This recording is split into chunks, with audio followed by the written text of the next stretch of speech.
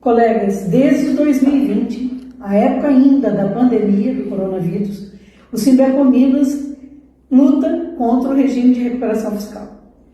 A decisão de ontem criou muita celeuma, então nós convidamos o nosso amigo Hugo René de Souza, que é diretor do Sinfasfisco, para tirar dúvidas, esclarecer toda essa tramitação. Muito obrigado por ter aceitado o convite, a palavra é sua. Obrigado, doutora, obrigado, doutor. Gente, eu vou tentar ser breve e tentar explicar para vocês o que aconteceu ontem e o que vai afetar na vida dos servidores e das servidoras. Ontem, o que foi decidido ontem no STF, eles julgaram a liminar do ministro Cássio Nunes, só o que está no liminar, o que o governador do estado havia pedido na liminar.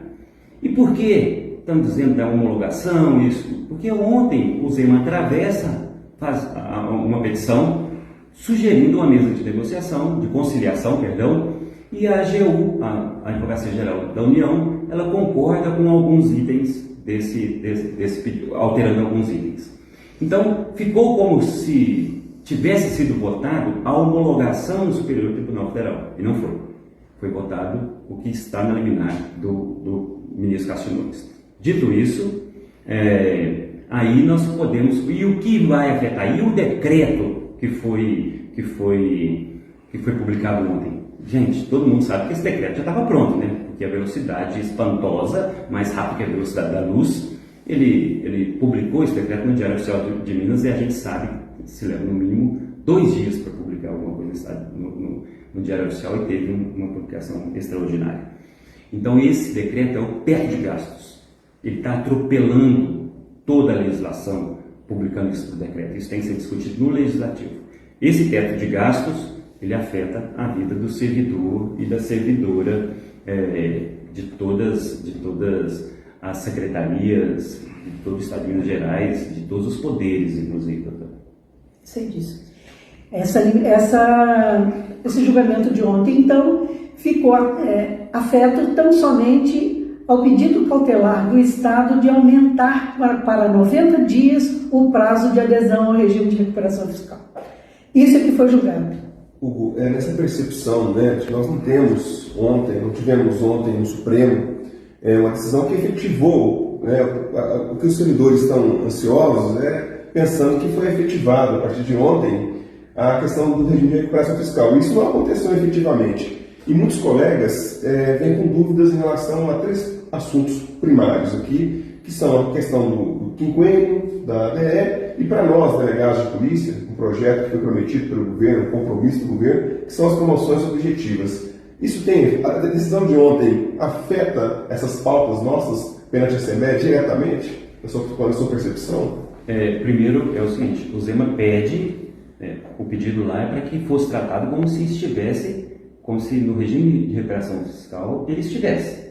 Então, se o próprio Zema, mas só que lá dentro ele precisa, por exemplo, exige-se um VLC, que é o teto de gastos, ele precisa passar pela Assembleia Legislativa. Então, ele solta esse decreto, que esse decreto teria que ser o VLC, e ele não votou isso na Assembleia, porque ele não tem voto para superar isso. O decreto, se esse decreto for levado a sério, que nós não podemos aceitar, afeta diretamente a vida de toda servidora. Mas você cai no quinquênio, cai na DE? Não, o quinquênio, que você me falou, promoção e progressão. Esse ele afeta diretamente.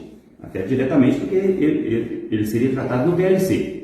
Então, esse decreto que tem que cair, se ainda existir uma justiça que olhe o que está na legislação, né, e dividindo os poderes, cada poder cumprindo o seu espaço, ele vai cair. Então, a primeira coisa que nós temos que fazer é derrubar esse decreto. Porque o que acontece com o teto de gastos? O teto de gastos, eu vou tentar explicar bem rapidamente, é o seguinte: vai pegar o orçamento desse ano, acrescentar o IPCA e vai ser o orçamento do ano que vem. Lembrando que temos 25% para a educação, 12,5% para a saúde, que já está engessado. Ele, com esse orçamento desse ano, ele vai ter que diminuir as despesas para fazer caber no orçamento. Para isso, aí vem você perguntou de quinquênios e ADS. Os nossos quinquênios e as nossas ADS estão lá no artigo 31, parágrafos 1º e 2º da Constituição do Estado de Minas Gerais. Quem pode tirar? Só uma PEC.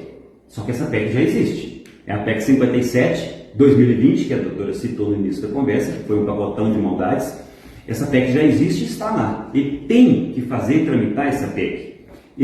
Porque para fazer a adequação ao regime de recuperação fiscal, a tudo que está lá no artigo 8º, ele precisa diminuir despesa. Para diminuir despesa, ele precisa mexer na Constituição do Estado de Minas Gerais.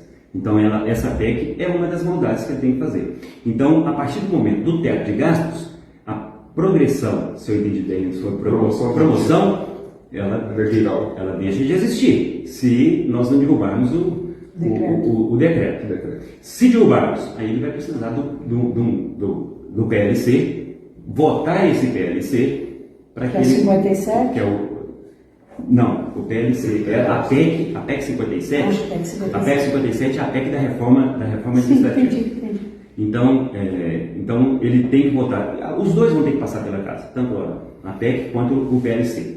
Então, hoje, na cabeça do governador e dos nossos secretários, está valendo o decreto. Então, não pode ter progressão. Nós podemos, então, com essa sua explanação, compreender aquilo que nós já suspeitávamos, né, acreditávamos desde o ano passado, naquelas lutas na Assembleia em torno do regime de recuperação fiscal, de que está sendo uma manobra do governo em relação ao que ele prometeu à Polícia Civil sobre a questão da modernização dessas promoções objetivas, porque agora ele tem um elemento legal que o impede e ele fala, eu não posso entregar para vocês, sendo que esse projeto está na Assembleia, arquivado desde 2023. Foi prometido para vocês? Foi promessa mais, é um compromisso que ele fez com a Polícia Civil e tem o PLC 65, que estava tramitando e está arquivado desde 2022. Então, se foi promessa, e sabendo disso tudo que ia acontecer, a promessa não vai poder ser cumprida, né? E vai ter uma desculpa muito forte, que é estar dentro do regime de recuperação fiscal. Porque o regime de recuperação fiscal ele não permite nem concurso para novas vagas, ele permite só reposição de quadros, enquanto que a população do Estado de Minas Gerais vai aumentar.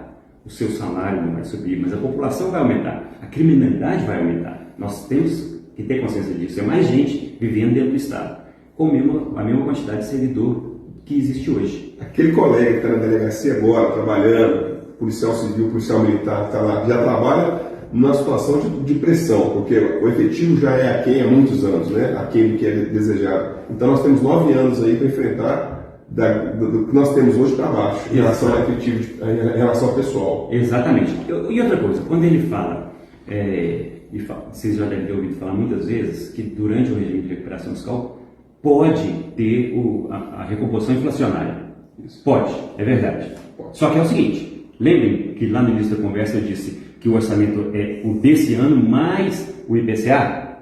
Então, como que ele vai repor a inflação se tem crescimento vegetativo, por exemplo, da folha? E quando ele dá a isenção fiscal, ele reduz o crescimento da receita, né? Esse inclusive foi uma das nossas denúncias, que a Procuradoria disse que ele não se enquadraria no regime de recuperação fiscal, foi o das renúncias fiscais. A nossa meta, então, aqui do sindicato, eu acho que a meta do funcionalismo, se disputa da população mineira, acho que a meta é derrubar esse decreto. Ilegal, imoral. Nós precisamos derrubar esse decreto, nós precisamos da força. A gente sempre teve, nós sempre nos encontramos durante toda a luta.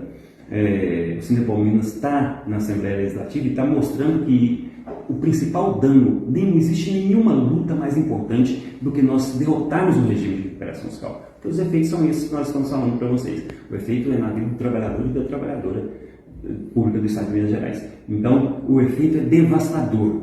Então, nós temos que lutar com isso agora, derrubar esse decreto e depois continuar a nossa luta. Ok. Muito obrigada por ter vindo aqui conosco.